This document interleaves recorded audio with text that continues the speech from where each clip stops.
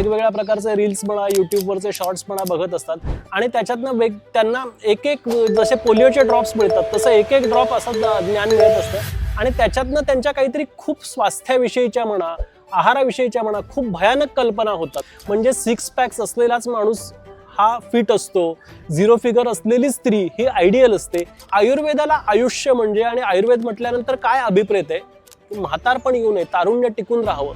आज ज्या गोष्टीची सगळ्यांना आस आहे, आयुर्वेदाने ब्रेकफास्टचा आग्रह धरलेला नाहीये. अनेक डॉक्टर्स आता सांगतात की तू आहार खूप चुकीचा आहे किंवा ज्याच्यामध्ये कार्ब्सचं प्रमाण खूप जास्त आहे, त्याच्यामध्ये प्रोटीनचं प्रमाण खूप कमी आहे. पण परत हा प्रश्न पडतो की मग आपले आजी आजोबा कसं आहार खात होते, तर त्यांचं ताट कसं भरलेलं असायचं. आयुर्वेदामध्ये तरी असं सांगितलेलं नाहीये की तेल तूप वर्ज करा, की आम्हाला तुपाचा वास आवडत नाही, मग ऑइली कसं खायचं. नमस्कार. लहानपणापासून नेहमी अशक्त असणारा मी 2018 पासून ते आत्तापर्यंत क्वचितच आजारी पडतो. 2018च्या काळामध्ये एक असं शास्त्र माझ्या आयुष्यामध्ये आलं की ज्याच्यामुळे मला नवीन गोष्टी कळाल्या. खरं तर आपण नेहमी म्हणत असतो की आरोग्यम धन संपदा, पण खरंच आपण तसं वागतोय का? कोणी खावं, काय खावं, कधी खावं, कुठे खावं, काय खाऊ नये आणि काय औषध म्हणून खावं आणि काय जेवण म्हणून खावं, सण उत्सव आहार ह्या सगळ्याचे काही नियम बांधून दिलेले आहेत आणि ह्या सगळ्याचं एक शास्त्र तयार होतं. त्या शास्त्राला आपण आयुर्वेद असं म्हणतो. पण आता आपण अनेक ठिकाणी इंस्टाग्रामवरती छोट्या छोट्या रील बघतो आणि आपण स्वतःवरती प्रयोग करत असतो. मग माझे आयुर्वेदामधले गुरु पुष्कर वाघ यांच्याशी मी या संदर्भात बोललो. सर म्हणाले की आपण एखादा असा कोर्स करूयात का, आणि त्याच निमित्ताने आम्ही एक कोर्स डिझाईन करतोय आणि त्याचीच माहिती आपण या व्हिडिओमध्ये घेणार आहोत. आणि याच संदर्भात आपल्याशी बोलायला आपल्यासोबत आज माझे गुरु पुष्कर वाघ सर आहेत. नमस्कार सर. नमस्कार संतोषजी. तर पहिला प्रश्न, आता तुम्ही एवढ्या वर्ष काम करताय, पहिला प्रश्न असं की तुम्हाला असा एखादा कोर्स सुरू करावा किंवा आपण सगळ्यांनी मिळून असा एखादा कोर्स सुरू करावा असं का वाटलं? खरं तर ज्या वेळेला आम्ही प्रॅक्टिस करत असतो त्यावेळेला आम्ही बघतो की आज काय झालंय, सोशल मीडियाचा एवढा प्रभाव आहे लोकांवर आणि सोशल मीडिया हा सहज आणि ॲज गुड ॲज फ्रीमध्ये लोकांना अवेलेबल आहे. त्यामुळे लोक सतत वेगवेगळ्या प्रकारचे रील्स म्हणा, यूट्यूबवरचे शॉर्ट्स म्हणा बघत असतात आणि त्याच्यातनं त्यांना एक एक जसे पोलिओचे ड्रॉप्स मिळतात तसं एक एक ड्रॉप असं ज्ञान मिळत असतं आणि त्याच्यातनं त्यांच्या काहीतरी खूप स्वास्थ्याविषयीच्या म्हणा, आहाराविषयीच्या म्हणा खूप भयानक कल्पना होतात. भयानक हा शब्द मी इथे मुद्दाम वापरलाय आणि मग त्यामुळे असं वाटलं की लोकांना आपण सांगितलं पाहिजे. बरं, सांगण्यासाठी परत इंस्टाग्राम हेच माध्यम निवडायचं का? कारण त्याच्यात परत 1 मिनिटात तुम्ही किती माहिती देऊ शकाल याच्यावर मर्यादा आहेत. त्यामुळे जर तुम्हाला ते व्यवस्थित माहिती करून घ्यायचं असलं तर त्यासाठी कोर्स एक प्रकारचं त्याला स्ट्रक्चर असेल, त्यामुळे ते एक जास्त योग्य आणि चांगलं माध्यम असू शकेल असं वाटलं आणि त्याच्यातनं मग ही कल्पना सुचली. उत्तम. या कोर्सचं सर नाव काय आहे? आपल्या कोर्सचं नाव आहे आरोग्यवेध. कशासाठी? पोटासाठी. अच्छा. कशासाठी? पोटासाठी. हे खूपच छान नाव आहे. म्हणजे आपण डायरेक्टली कनेक्ट करू शकतोय याच्यासाठी. पण याच्यातून अजून एक प्रश्न की आयुर्वेद हे शास्त्र आहे, त्याचा खूप मोठा अभ्यास आहे, तुम्ही स्वतः अनेक वर्ष प्रॅक्टिस करताय, अभ्यास करताय, पण जेव्हा ते सामान्य माणसांपर्यंत पोहोचायला पाहिजे तर ते कशा फॉर्ममध्ये तुम्ही आणताय? कारण की त्यातले श्लोक हे सगळ्यांना नाही कळणार किंवा त्यातलं सगळंच ज्ञान प्रत्येकाला मिळालं पाहिजे असंही गरजेचं नाही आहे. पण मला माझ्या स्वतःच्या दैनंदिन आयुष्यामध्ये त्याचा उपयोग करायचा, तर ते तुम्ही कसं सिम्प्लिफाय करता? हा प्रश्न खूप चांगला आहे संतोषजी. मला या ठिकाणी सांगायला आवडेल की आयुर्वेद सगळ्यांना माहिती आहे की हे जगातलं सगळ्यात प्राचीन वैद्यक शास्त्र आहे. दुसरी गोष्ट, आयुर्वेदाचं एक महत्त्वाचं वैशिष्ट्य असं आहे की आयुर्वेदाची प्रयोजन सांगत असताना आमच्या ग्रंथात असं आलेलं आहे की स्वस्थस्य स्वास्थ्य रक्षणम आतुरस्य विकार प्रशमनम. म्हणजे आयुर्वेद कोणासाठी सांगितला तर स्वस्थ माणसाने त्याचं स्वास्थ्य टिकून राहावं यासाठी आयुर्वेदाचं हे पहिलं प्रयोजन आहे आणि त्याच्यानंतर आजार येतात. त्यामुळे आयुर्वेदातल्या ज्या वेगवेगळ्या संहिता आपण बघतो त्यातल्या अनेक संहितांची सुरुवात ही स्वस्थ वृत्ताने होते. म्हणजे निरोगी माणसाने आपलं स्वास्थ्य जर त्याला टिकून ठेवायचं असेल तर त्याने काय खाल्लं पाहिजे, त्याने कशा पद्धतीने वागलं पाहिजे, त्याचा आहारामध्ये बदल हे ऋतूनुसार कशा पद्धतीने झाले पाहिजेत, या सगळ्या गोष्टींचा विचार आयुर्वेद करतं आणि मला असं वाटतं की हा विचार खूप महत्त्वाचा आहे. बरं, तुम्ही म्हणालात त्याप्रमाणे हा थोडासा भाग क्लिष्ट आहे का? तर क्लिष्ट आहे. प्रत्येकाच्या अग्नीला पचेल. आयुर्वेदाने पचनाला खूप महत्त्व दिलंय. तर ते ज्ञान आपण अशा पद्धतीने देणार आहोत की जे पचायला सोपं होईल, तुम्हाला समजायला सोपं होईल. नाहीतर संस्कृत मधले काही श्लोक आपण बघितले की त्याच्यानेच बऱ्याच जणांना चक्कर आल्यासारखं होतं. तर ते होऊ नये म्हणून आपण अशा पद्धतीने हा कोर्स डिझाईन करणार आहोत आणि अशा पद्धतीने डिलिव्हर करणार आहोत की आजच्या काळाला सुद्धा तुम्हाला ते वापरता येईल अशा पद्धतीने त्याची मांडणी असेल. उत्तम. तर आपण जेव्हा बोलत होतो या संदर्भात की कोर्स नक्की कसा डिझाईन व्हायला हवा, तर त्या संदर्भात तुम्ही आम्हाला माहिती दिली होती. तर त्याचे जे काही तुम्ही विषय सांगितले त्याच्याबद्दल मी तुम्हाला विचारतो, तर त्या प्रत्येक विषयाबद्दल थोडी माहिती सांगा, कारण जी लोक हा कोर्स जॉईन करू इच्छित आहेत तर त्यांना एक ब्रीफ आयडिया येईल की नक्की याच्यामध्ये काय शिकवणार आहेत किंवा आम्हाला दैनंदिन आयुष्यामध्ये हा कसा वापरता येईल. तर त्यातला तुम्ही जो पहिला विषय सांगितलाय की आयुर्वेद समज गैरसमज, म्हणजे नक्की याच्यात काय कव्हर होईल? आयुर्वेद समज गैरसमज हा आपण सुरुवात याच्यापासून करतोय, कारण मी सांगितलं त्याप्रमाणे आज स्वास्थ्याविषयी लोकांच्या खूप वेगळ्या कल्पना आहेत. म्हणजे 6 पॅक्स असलेलाच माणूस हा फिट असतो, 0 फिगर असलेली स्त्री ही आयडियल असते. या ज्या गोष्टी आहेत या सगळ्या गोष्टी कुठून येतात तर कुठून तरी सोशल मीडियातनं किंवा आपण जे आपले इन्फ्लुएन्सर्स असतात म्हणा किंवा फिल्म स्टार्स असतात त्यांच्याकडे बघून आपल्या कुठेतरी या कल्पना बनलेल्या असतात आणि ज्या बऱ्याचदा चुकीच्या किंवा वेडगळ आहेत असं मी म्हणेन. त्यामुळे मग अशाच कल्पना आयुर्वेदाविषयीच्या सुद्धा आहेत. म्हणजे मग आयुर्वेद हे पूर्णतः हर्बल शास्त्र आहे, आयुर्वेदामध्ये हर्बल सोडून इतर काही नाही आहे. आयुर्वेदिक औषधांना साईड इफेक्टच नसतात. आयुर्वेदिक औषध आणि आयुर्वेदातले ग्रंथ जे तयार झालेत ते जसं आपल्या काही स्तोत्रांच्या खाली लिहिलेलं असतं की अमुक अमुक ऋषींना स्वप्नात कोणीतरी देव आले आणि त्यांनी दृष्टांत दिला आणि सकाळी उठून त्यांनी स्तोत्र लिहून काढलं, अशा पद्धतीने आयुर्वेदाची पुस्तकं लिहिली गेली आहेत. असे अनेक समज गैरसमज आयुर्वेदाच्या बाबतीत आहेत. तर सगळ्यात पहिल्यांदा आपण सुरुवात याच्यापासूनच करणार आहोत की लोक आयुर्वेदाला काय म्हणून बघतात आणि त्याच्यापेक्षा आयुर्वेद कसा वेगळा आहे. आणि हे सगळं करत असताना नेमकं आयुर्वेदाला आयुष्य म्हणजे आणि आयुर्वेद म्हटल्यानंतर काय अभिप्रेत आहे ते एक्झॅक्टली आपण त्याच्यापासून सुरुवात करणार. उत्तम, छानच. हा फारच चांगला अप्रोच आहे, म्हणजे ज्याच्यातून जसं आम्हालाही पूर्वी असं वाटायचं अभ्यासाच्या अगोदर की आयुर्वेदाला काही साईड इफेक्ट नसतात किंवा आयुर्वेदिक औषधं खाल्ले की खूप उशीर लागतो बरं व्हायला, लवकर काही बरं होत नाही. छान. दुसरं सांगितलं आहे की अष्टांग आयुर्वेद, म्हणजे आयुर्वेदाच्या 8 शाखा, तर त्या शाखा कुठल्या आहेत त्याच्याबद्दल संक्षिप्त सांगा. हां, आयुर्वेदाच्या 8 शाखा ज्या आहेत याचा उल्लेख आयुर्वेदातल्या जुन्या ग्रंथांमध्ये आपल्याला मिळतो. त्याच्यामध्ये काय, बाल, ग्रह, ऊर्ध्वांग, शल्य, दंष्ट्रा, जरा आणि वृष अशा 8 शाखा सांगितलेल्या आहेत. ह्या त्यावेळेला होत्या आणि त्याच्या संबंधीची प्रॅक्टिस करणारे काही वैद्य आज सुद्धा प्रॅक्टिस करणार आहेत आता, आणि त्याच्या व्यतिरिक्त सुद्धा शाखा तयार झालेल्या आहेत काळाच्या ओघामध्ये. आता काय म्हणजे काय? काय म्हणजे आपल्या शरीरामधला जो अग्नी असतो. आयुर्वेदाने कायम अग्नीला मी सांगितलं त्याप्रमाणे महत्त्व दिलंय, पचनाला महत्त्व दिलंय. तर काय चिकित्सा म्हणजे शरीरातला अग्नी बिघडला की तुम्हाला आजार होतात. अग्नीची असणारी चिकित्सा म्हणजे काय चिकित्सा? तर याच्यामध्ये मुख्यतः ज्याला आज आपण मॉडर्न मेडिसिनमध्ये MD मेडिसिन जे डॉक्टर्स असतात, जे तुमच्या डायबिटीज, ब्लड प्रेशर, सर्दी, खोकला, वेगवेगळ्या प्रकारची इन्फेक्शन्स ही बरी करतात, त्याचा काय चिकित्सेत समावेश होतो. दुसरी जी शाखा आहे ती काय, दुसरी शाखा आहे बालचिकित्सा म्हणजे बालरोग. याचा काश्यप संहिता एक वेगळा ग्रंथ सुद्धा आयुर्वेदामध्ये सांगितलेला आहे की ज्याच्यात बालरोगांचं वर्णन आहे. काय, बाल, ग्रह चिकित्सा म्हणजे हे वेगवेगळे ज्योतिषाशी कुठेतरी संबंध असलेला अशा प्रकारचा हा भाग आहे. तर काही ग्रंथ असे आहेत की ज्याच्यामध्ये ग्रह चिकित्सेचा उल्लेख आहे, म्हणजे अमुक आजार असेल तर तुम्ही कुठल्या देवतेची उपासना केली पाहिजे, कुठल्या स्तोत्रांचं तुम्ही पठण केलं पाहिजे, कुठल्या ग्रहाची उपासना केली पाहिजे, अशा प्रकारचे ग्रह चिकित्सक होते. ऊर्ध्वांग याला आपण ENT म्हणू शकतो, म्हणजे इयर, नोज, थ्रोट, हे जे मानेच्या वरच्या भागातले जे अवयव आहेत त्यांच्या असणारे प्रॉब्लेम्स याची ऊर्ध्वांग चिकित्सा झाली. शल्य म्हणजे सर्जरी. आयुर्वेदातलं सर्जरीचे जनक हे सुश्रुत मानले जातात आणि त्याच्याविषयी आपण खूप सुंदर आणि इंटरेस्टिंग माहिती आपण या कोर्समध्ये देणार आहोत. म्हणजे पूर्वीच्या काळामधली सर्जिकल इन्स्ट्रुमेंट कशी होती, पूर्वीच्या काळामध्ये जसं आता फर्स्ट इयरला तुम्ही मेडिकलला गेल्यानंतर डिसेक्शन शिकवलं जातं की कशा पद्धतीने डिसेक्शन केलं पाहिजे मृत शरीराचं, तर हे त्या काळामध्ये कसं केलं जायचं सुश्रुतांनी सांगितलेलं आहे की ती बॉडी कशी प्रिझर्व केली पाहिजे. अत्यंत इंटरेस्टिंग अशा प्रकारचं हे वर्णन असणार आहे. त्यानंतर दंष्ट्रा चिकित्सा म्हणजे याच्यामध्ये टॉक्सिकॉलॉजी येते. दंष्ट्रा म्हणजे दंश करणं, वेगवेगळ्या प्राण्यांनी दंश केल्यामुळे त्याचे शरीरावर काय परिणाम होतात आणि त्याची त्या काळामध्ये काय चिकित्सा केली जायची. आणि जरा म्हणजे रसायन, म्हातारपण येऊ नये, तारुण्य टिकून राहावं.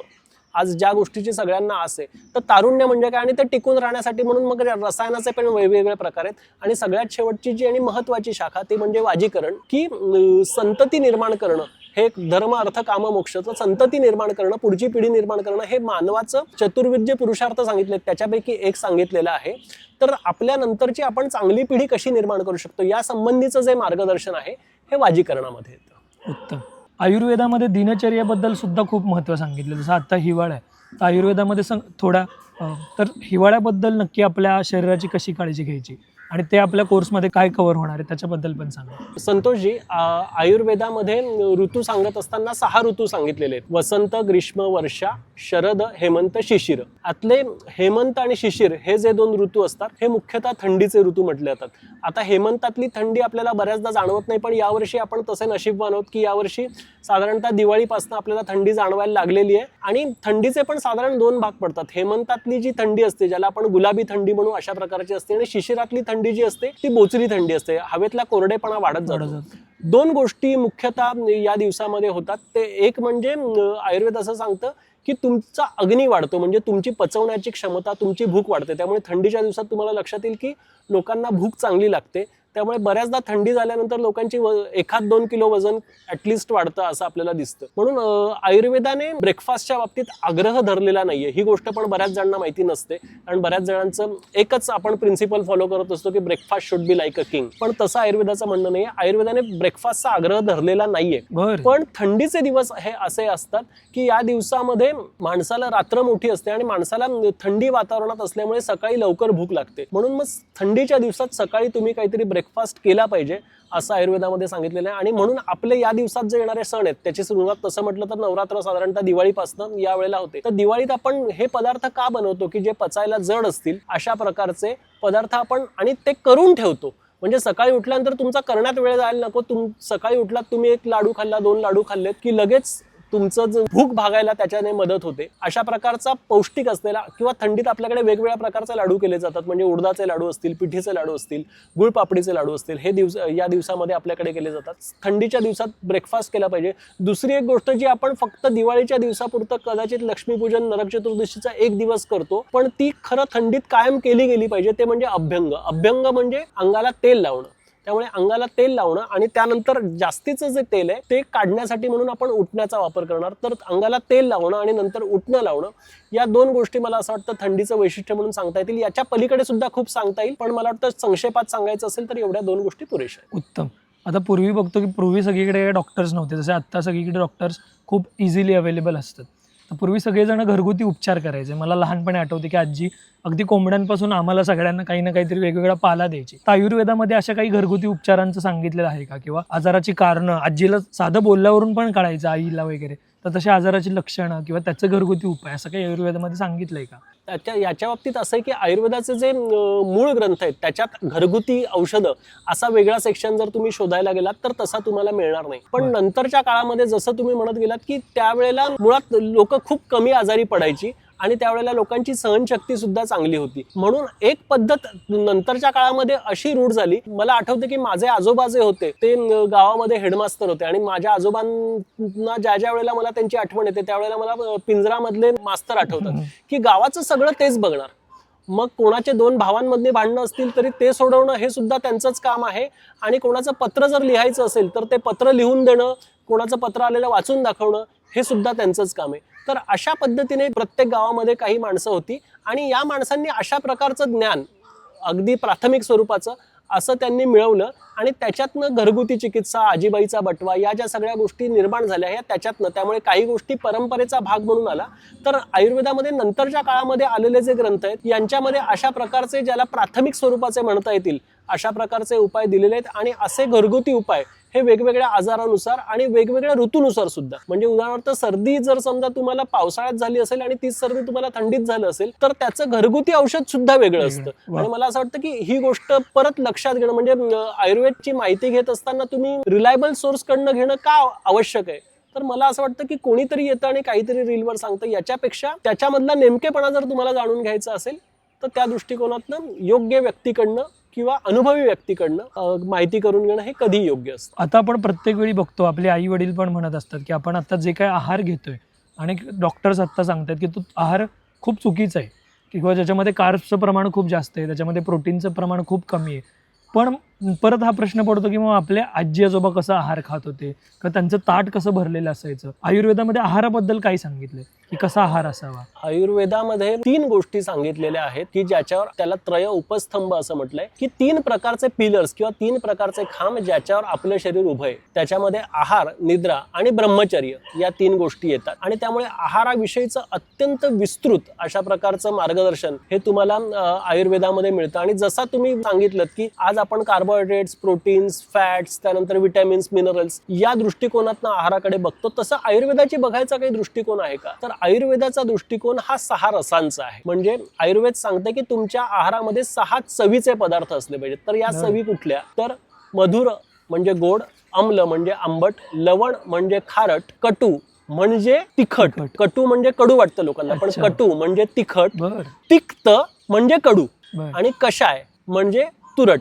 तर या 6 चवींचा तुमचा आहार असला पाहिजे आणि 6 चवींचा आहार जो माणूस घेईल तो माणूस निरोगी राहील असं आयुर्वेदाने सांगितले. त्यामुळे तुम्ही कार्बोहायड्रेट्स, प्रोटीन, फॅट्सचा बॅलन्स करायचा प्रयत्न करता ते ठीक आहे, पण त्यावेळेला तुमच्या आहारामध्ये तुम्ही 6 चवींचे पदार्थ खाताय का, ही पण गोष्टी महत्वाची आहे. त्याच्या पुढे जाऊन एक सांगितलं पाहिजे की बाळ पोटात असताना त्याची आई कुठल्या चवीचे पदार्थ जास्त खाते. त्याची आई जर समजा जास्त खारट पदार्थ बाळ पोटात असताना खात असेल तर त्याच्यामुळे होणाऱ्या गर्भाला केस कमी येणार आहेत असं सुद्धा आयुर्वेदामध्ये सांगितलं. तर अशा खूप गोष्टी सांगितल्या आहेत आणि आहाराच्या विषयी खूप उत्तम आणि विस्तृत अशा प्रकारचं मार्गदर्शन आयुर्वेदामध्ये आहे. उत्तम. तुम्ही आता तिक्त म्हणालात, तिक्त म्हणजे तिखट का? तिक्त म्हणजे कडू. कडू आणि कटू म्हणजे तिखट आणि तिक्त म्हणजे कडू. बर. आता सगळेजण आपल्या आहारामध्ये तेल जितकं कमी करता येईल तितकं कमी करा, तूप जितकं कमी करता येईल तितकं कमी करा असं सगळेजण सांगत असतात. त्याचं सगळ्यात महत्त्वाचं कारण सगळेच डॉक्टर सांगतात की कोलेस्ट्रॉल वाढेल. तर आयुर्वेदामध्ये त्याच्याबद्दल काय सांगितलं? तूप कुठलं असावं, तेल कुठलं असावं? तर हा खूप प्रश्न चांगला आहे. आयुर्वेदामध्ये तरी असं सांगितलेलं नाहीये की तेल तूप वर्ज करा. हे बघा, आपल्याला फॅट्स खायचेच आहेत, कारण आयुर्वेदाने सांगताना सांगितलेलं आहे की स्नेह सारो अयम पुरुष. पुरुष कशापासून, किंवा पुरुष म्हणजे फक्त मेल असा अर्थ होत नाही. आयुर्वेदामध्ये पुरुष म्हटलं की शरीर असा आपण त्याचा अर्थ घेऊ शकतो की पुरुष कशापासून तयार झाले, तर स्नेहाच्या सारभागापासून म्हणजे स्निग्धतेच्या सारभागापासून पुरुषाची निर्मिती झालेली आहे. आणि असं जर असेल तर स्निग्धता हा आपल्या आहाराचा, आपल्या आयुष्याचा महत्वाचा घटक आहे. आज संतोषजी तुम्हाला असं दिसेल की चांगल्या पद्धतीचा आहार किंवा चांगल्या पद्धतीचा स्नेह आपल्या आहारात नाही, आणि जर तुमच्या आहारामध्ये स्नेह नसेल तर तुमच्या आचारात पण स्नेह नसेल. आणि त्याच्यामुळे जर आज आपण जी एक सगळ्या प्रकारचे लोक ज्याला म्हणतात ना इम्पेशंट झाले, त्यांची एकमेकांशी कायम खाऊ की गिळू अशा पद्धतीने लोक एकमेकांकडे बघत असतात, याचा सुद्धा कुठेतरी संदर्भ स्नेह कमी होणं. आहारातला जर स्नेह कमी झाला तर आचारातला सुद्धा स्नेह निश्चितपणे कमी होणार आहे. म्हणून स्नेहाला आयुर्वेदाने खूप महत्व दिले. आता हा स्नेह तुम्ही कुठल्या प्रकारचा घेताय? तुम्ही चीज, मेयोनीज हे खाताय? मी बऱ्याचदा लोकांचा दुटप्पीपणा पेशंटच्या बाबतीत मी असं बघितलेलं आहे की ते सांगतात की आम्हाला तुपाचा वास आवडत नाही, मग ऑइली कसं खायचं. आणि हेच लोक ज्या वेळेला हॉटेलमध्ये जाऊन पिझ्झा ऑर्डर करतात त्यावेळेला तो एक्स्ट्रा चीज पिझ्झा घेतात. हेच लोक चांगलं असणारं तुमचं तूप, घरगुती साजूक गावरानी तूप खाणार नाहीत, देशी तूप खाणार नाहीत, आणि हेच लोक मेयोनीज खातील, ते ऑर्डर करून ते खातील.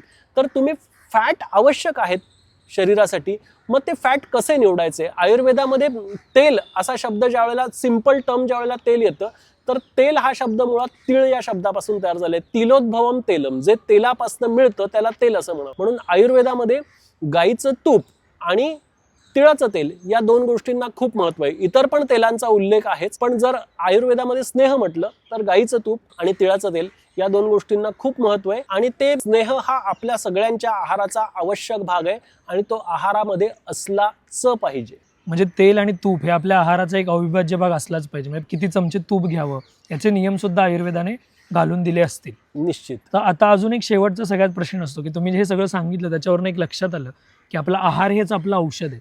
पण कधी कधी आपण योग्य आहार घेतला तरी वातावरणामुळे किंवा प्रकृतीमुळे सुद्धा आपला आजारी पडण्याची शक्यता असते. तर 2 गोष्टी मला तुम्हाला याच्यामध्ये विचारायच्या आहेत. पहिली गोष्ट ही की आता फक्त आपण आहार म्हणूनच औषध घेतोय का, किंवा औषधं म्हणूनच आहार घेतोय का? आणि त्याच्यामध्ये की माझ्यासाठी जी डोक्यावरची गोळी आहे किंवा मला डोकं दुखतंय किंवा पोटात दुखतंय म्हणून दिली जाणारी गोळी आहे किंवा दिलं जाणारे औषध आहे ते माझ्या भावासाठी पण सेम असेल का, माझ्या आईसाठी पण सेम असेल का? तर याबद्दल आयुर्वेद काय सांगतं? आता हा खूप गमतीशीर प्रश्न आहे खरं म्हटलं तर. कारण हा प्रश्न मला वाटतं काय येतो, कारण परत एकदा सोशल मीडियाला आपल्याला कुठेतरी अंगुली निर्देश करायला लागेल की सोशल मीडियावर कोणीतरी येतात आणि सांगतात की बाबा अमुक अमुक असेल तर तमुक तमुक हे औषध घ्या, किंवा आयुर्वेदामध्ये डायबिटीज असेल तर जांभळाच्या बिळांची पावडर घ्या, याचा रोल आहे, निश्चित प्रमाणात आहे, पण कोणी कधी किती घ्यायचं या सगळ्याचे नियम आहेत. औषध देत असताना आयुर्वेद काय विचार करायला सांगतो की किंवा पेशंटमध्ये औषध देत असताना काय बघायचंय हे सांगताना ज्या वेळेला सांगतात, तर पेशंटला औषध देत असताना तुम्हाला जास्त नाही, फक्त 11 गोष्टींचा विचार करा. फक्त 11 जास्त नाहीत. सो त्या 11 गोष्टी कुठल्या कुठल्या आहेत असं जर आपण बघायचं झालं तर आयुर्वेदामध्ये सांगितलेलं आहे ते दुष्यम देशम बलम कालम अनलम प्रकृतीम वयः सत्वम सात्वम तथा आहारम अवस्थाश्च पृथक्विदा. म्हणजे तुम्ही ज्या पेशंटला आहार देणार आहात त्याच्या शरीरामध्ये दुष्य म्हणजे शरीरामध्ये 7 धातू आणि 3 मल सांगितले, यापैकी कोण बिघडलंय. देशम म्हणजे तो पेशंट कुठला आहे, तो पेशंट पंजाबमध्ये राहणारा आहे, तो केरळमधला तुमचा पेशंट आहे, तो राजस्थानमधला आहे की महाराष्ट्रातला आहे. दुष्यम देशम बलम, त्याचं बल कसं आहे, तरुण माणसाचं बल जास्त असतं, तो स्ट्रॉंग औषधं त्याला तुम्ही देऊ शकतात. गर्भिणींमध्ये अनेक औषधं देता येत नाहीत. कालम, कुठल्या काळात त्याला हा आजार होतोय. काळ हा 2 पद्धतीने बघता येतो. आता थंडी चालू आहे हा एक काळ झाला, पण थंडीचा लहान मुलावर होणारा परिणाम आणि म्हाताऱ्या व्यक्तीवर होणारा परिणाम हा वेगवेगळा असणार आहे. त्यामुळे तुमचा ऋतूनुसार असणारा काळ हा एक भाग झाला, त्यानंतर तुमच्या शरीराच्या वयानुसार असणारा काळ हा एक भाग झाला. दुष्यम देशम बलम कालम अनलम, अनल म्हणजे तुमचा अग्नी कसा आहे, प्रकृती, तुमच्या शरीराची ठेवण काय आहे. तुम्ही जर समजा काही लोक मिऱ्यासारखं अत्यंत उष्ण औषध, आपण कोविडमध्ये बघितलं होतं की लोक खूप जास्त प्रमाणात काढा घ्यायला लागली की मला कोविडचा त्रास व्हायला नको म्हणून खूप काढा घ्यायला लागली आणि त्याच्यातनं त्यांना मूळव्याधीचा त्रास सुरू झाला. हे सगळं प्रकृती लक्षात न घेतल्यामुळे काय होतं याचं उदाहरण म्हणून आपण याला बघता येईल. सर अनलम प्रकृतीम वयः, कुठलं तुमचं वय आहे, वयानुसार तुमच्या कुठलं औषध तुम्हाला चालणार आहे कुठलं चालणार नाहीये हे बदलतं. सत्वम, त्या माणसाचं मनस्थिती कशी आहे, त्याचं धैर्य किती आहे. सात्व्यम, त्याला काय आवडतं. काही लोक असे असतात की ज्यांना गोड चांगलं खाल्लं की त्यांना बरं वाटतं, गोड खाल्ल्याशिवाय बरं वाटत नाही. अशा व्यक्तीला तशा प्रकारचं औषध देता येईल का. आहार, त्याचा आहार कशा पद्धतीचा आहे. लहान मुलं द्रव औषधं त्यांना जास्त प्रिफरेबल असतात कारण ती गिळता येतात, त्यांना गोळ्या पावडर देणं थोडंसं कठीण पडतं. आणि अवस्था, आरोग्य, त्या व्याधीची अवस्था कुठली आहे. म्हणजे आता या ठिकाणी मी एक उदाहरण देईल की दम्याचा पेशंट तुमच्याकडे आला, दम्याचा पेशंट आल्यानंतर त्याला आत्ता दम लागलेला आहे, तेव्हा द्यायचं औषध हे वेगळं असणार आहे. आणि त्याचा दम लागायचा बंद झाला, आता त्याचा पुढचा अटॅक जो एक्सपेक्टेड आहे तो मला थांबवायचा आहे, तो मला येऊ द्यायचं नाही, म्हणून त्याला जे औषध द्यायचं आहे हे औषध वेगळं असतं. सो अशा पद्धतीने या फक्त 11 गोष्टींचा विचार केला की आपल्याला आयुर्वेदिक औषध हे बिंदास देता येतं. फारच छान. एवढं डिटेल्डमध्ये प्रत्येक गोष्टीचा अभ्यास आयुर्वेदामध्ये झाला आहे आणि मला हे सगळं ऐकून असं वाटतं की ही गोष्ट प्रत्येकापर्यंत गेली पाहिजे. तर शेवटचा प्रश्न की आपण जो काय आत्ता कोर्स डिझाईन करतोय तो कोर्स किती दिवसांचा असणार आहे, तो कधी असणार आहे आणि आत्ता जे काही तुम्ही सगळं सांगितलं त्यातल्या किती गोष्टी ह्या कोर्समध्ये कव्हर होणार आहेत आणि हा कोर्स कोण कोण करू शकतं याची माहिती द्या. तर संतोषजी, आपला हा जो कोर्स आहे आरोग्य वेद, आपण त्याचं असं नाव ठेवलेलं आहे. तर हा कोर्स आपला जो आहे हा नवीन वर्षामध्ये म्हणजे 17 जानेवारीपासून आपला कोर्स सुरू होणार आहे. शनिवारी संध्याकाळी 6 ते 8 अशा पद्धतीने हा कोर्स असेल. हा कोर्स लाईव्ह असेल, म्हणजे त्यावेळेला तुम्हाला हे सेशन्स ऐकता येणार आहेत आणि झूमवर ही सगळी सेशन्स होणार आहेत. या सेशन्सचं रेकॉर्डिंग केलं जाईल. कुठल्या कारणामुळे जर तुम्ही लाईव्ह सेशन अटेंड नाही करू शकलात तर याचं रेकॉर्डिंग सुद्धा आपण तुम्हाला अवेलेबल करून देणार आहोत. आणि आत्ता आपण ज्या ज्या गोष्टींचा उल्लेख केला, साधारणतः या गोष्टी खूप ज्याला म्हणतात विस्तृत पद्धतीने आणि खूप रंजक पद्धतीने पोहोचवण्याचा प्रयत्न आपण या कोर्स मार्फत करणार आहोत. त्यामुळे जर शेवटी थोडक्यात सांगायचं झालं तर दैनंदिन आयुष्यामध्ये निरोगी जगण्यासाठी म्हणून आपल्याला आयुर्वेदातल्या ज्या ज्या गोष्टी उपकारक किंवा मदतीच्या आहेत अशा सगळ्या गोष्टी या कोर्समध्ये असणार आहेत. त्यामुळे तुम्हाला सगळ्यांना विनंती आहे की या कोर्सचा आपण जरूर लाभ घ्यावा. यासंबंधी जर तुम्हाला आणखीन काही माहिती हवी असेल तर स्क्रीनवर तुम्हाला जो फोन नंबर दिसतोय त्याच्यावर तुम्ही संपर्क करू शकता आणि तिथून तुम्हाला नक्कीच मदत मिळू शकेल. धन्यवाद. वा, फारच छान सर. मला असं वाटतं की हा जो कोर्स आहे त्याच्यासाठी आम्हाला ॲडमिशन लवकरात लवकर थांबवावे लागतील, कारण की अनेक लोकांच्या आम्हाला संपर्क येणार आहेत कोर्स जॉईन करण्यासाठी आणि पहिल्यांदा तर मी ॲडमिशन घेणार या कोर्सला. तर आपण सगळेजण या कोर्स निमित्त भेटूयात, आपल्या आहार पद्धतीला आणि आपल्या शास्त्राला समजून घेऊयात, कारण आपण सगळेच जाणतो आरोग्यम धनसंपदा. धन्यवाद. धन्यवाद.